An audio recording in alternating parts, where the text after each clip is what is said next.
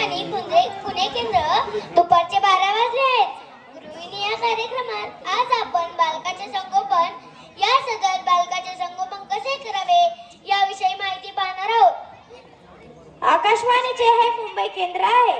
दुपारचे 12:30 वाजले आहेत. जनावरांची माहिती या सदरात म्हशीची पैदास कशी करावी याविषयी माहिती पाहणार आहोत. नमस्कार. आकाशवाणी सांगली केंद्र दुपारचे 12:31 झालेले आहेत. पाकप्रिया या सदरात गाजराचा हलवा कसा करावा हे पाहणार आहोत.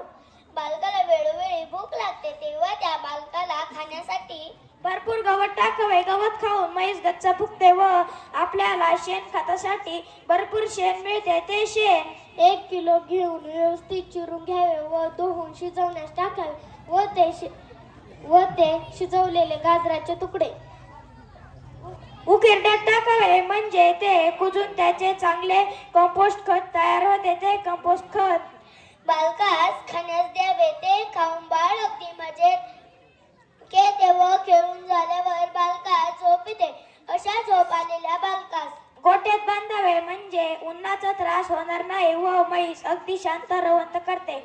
रवंत करताना म्हशीच्या तोंडाला जो फेस येतो तो फेस गाजराच्या हलव्यात टाकावा म्हणजे हलवा खमंग व चविष्ट होतो. अशा खमंग हलव्याला अंतरुणावर अलगद झोपावे. वरून पातळ पांघरून घ्यावे म्हणजे त्या बालकाला माशा व डास त्रास देणार नाहीत आणि बालकाला शांत झोप लागते. अशा झोप आलेल्या बालकास काठीचे 2 फटके मारावे म्हणजे जनावर त्रास देणार नाहीत व शांत दूध काढून देण्यात मदत होते.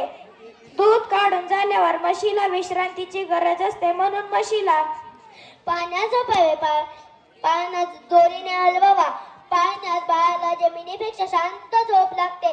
अशा झोप आलेल्या बालकाला पळीने हलवून खालीवर करावे व त्यामध्ये चवीपुरता गूळ किंवा साखर टाकावे म्हणजे हलवा चविष्ट व गोड होतो. अशा चविष्ट हलवा म्हशी पुढे खुराक म्हणून टाकावा. तो खुराक व गवत खाऊन म्हैस गच्च फुगते व तृप्त होते. अशा तृप्त म्हशीला गरम पाणी व बेबी झोप लावून अंघोळ घालावी. अंघोळ घातल्यानंतर बाळ अगदी मजेत प्रसन्न राहते.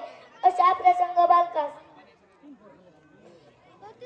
स्टोनवर ठेवावे व थोडी उष्णता द्यावी म्हणजे त्या हलव्याला चांगली चव येते. अशा गरम गरम हलवा शेतात खत म्हणून पसरावा.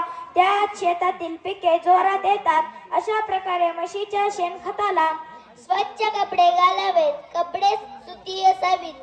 स्वच्छ सुती कपडे घालून बाळाला रानात चरण्यासाठी सोडून द्यावे. रानात चरल्यामुळे म्हैस तरतरीत राहते. अशा तरतरीत म्हशीला कडेवर उचलून घ्यावे व त्या आई वडिलांनी भरपूर प्रेम द्यावे. प्रेमामुळे बालक चंचल बनते. अशा चंचल बालकावर इलायची व सुगंधी पूड टाकावे. अशा मसाल्यामुळे हलवा उत्कृष्ट व सुवासिक होतो. अशा सुवासिक हलवा गव्हाने टाकावा. तो गवत व चारा खाऊन म्हैस भरपूर शेण घालते. ते शेण